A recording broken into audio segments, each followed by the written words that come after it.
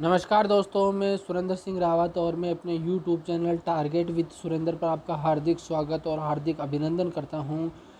दोस्तों, वीडियो को स्किप नहीं करें, पूरा वीडियो देखें। चैनल पर अगर नए हो तो चैनल को सब्सक्राइब करें, वीडियो को लाइक करें और अधिक से अधिक लोगों तक शेयर करें जो सेकंड ग्रेड की तैयारी कर रहे हैं। और मैं 2 बार सिलेक्टेड सेकंड ग्रेड में।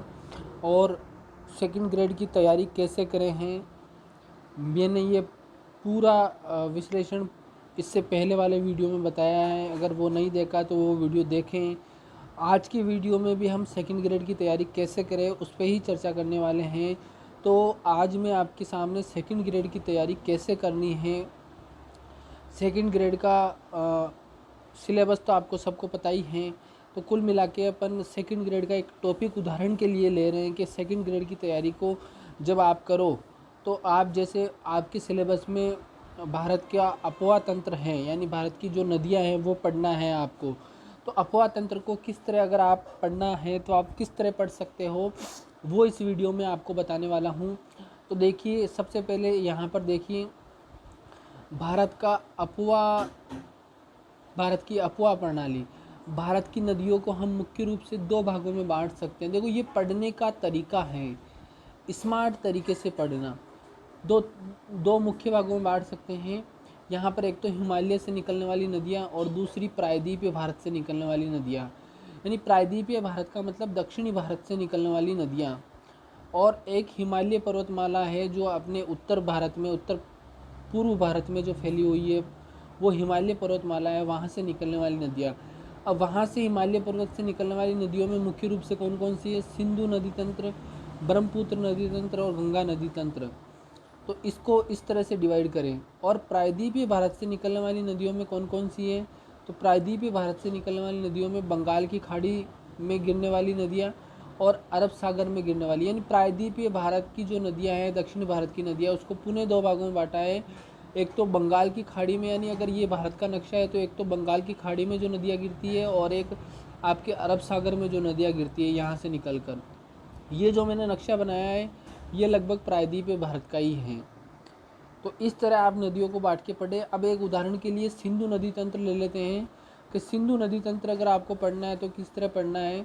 तो सिंधु नदी तंत्र के अंदर देखिए, सबसे पहले सिंधु नदी आपको अच्छे से पढ़नी पड़ेगी बाय मैप। तो देखिए, सिंधु नदी, इस नदी का उद्गम चीन के तिब्बत स्थित मानसरोवर झील के निकट से होता है। मानसरोवर झील के निकट से होता है, ये प्रश्न पूछा गया है। और उत्तर पश्चिम दिशा में बहती हुई ये नदी भारत के लद्दाख के दमचौक के पास भारत में प्रवेश करती है। आगे बढ़ती हुई ये नदी गिलगित से होते हुए दर्दिस्तान के पास पाकिस्तान में प्रवेश करती हैं और कराची के पूर्व से होते हुए अरब सागर में मिल जाती हैं। ये नदी 3 देशों में, चीन, भारत और पाकिस्तान में बहती है। इस नदी की कुल लंबाई 2880 किलोमीटर है। आगे देखिए, ये नदी जम्मू कश्मीर में ट्रांस हिमालय के अंतर्गत लद्दाख और जास्कर श्रेणियों के मध्य बहती हुई गिलगित के समीप एक गहरे गॉर्ज का निर्माण करती हैं। भारत के लेह शहर सिंधु नदी के दाएं तट पर स्थित हैं। तो ये सिंधु नदी का है, बिल्कुल शॉर्ट ब्रीफ जितना हो सकता है सेकंड ग्रेड के लेवल से हमने बनाया है। तो इतना तो आपको पढ़ना ही पढ़ना है। ये मैंने उदाहरण लिया है आपके सामने कि सेकंड ग्रेड की तैयारी करते समय इन बिंदुओं का आप ज़रूर ध्यान रखें।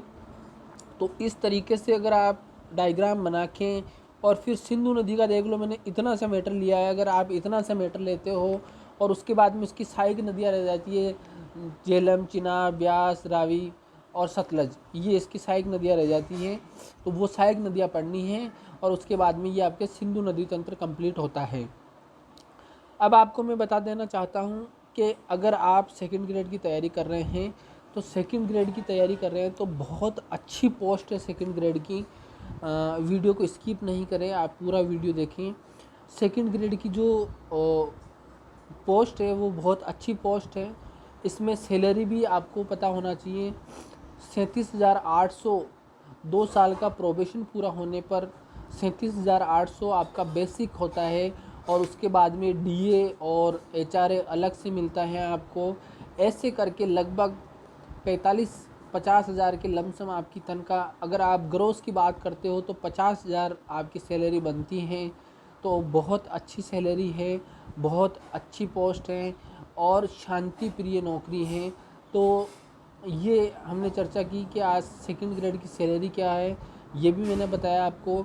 सेकंड ग्रेड में तैयारी कैसे करनी है स्मार्ट तरीके से, ये भी हमने बताया। और सेकंड ग्रेड का सिलेबस क्या है, तो ये मैंने पुराने वीडियो में बताया है, तो वहाँ से आप देखें सेकंड ग्रेड का सिलेबस क्या है।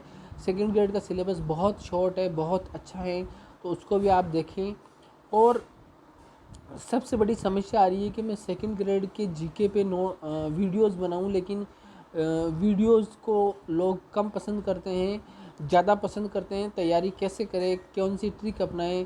तो इसीलिए मैं उन वीडियोस पे ज़्यादा ध्यान नहीं देता हूं और ट्रिक वाले के किस तरह से तैयारी करनी है वो ज़्यादा बनाता हूं।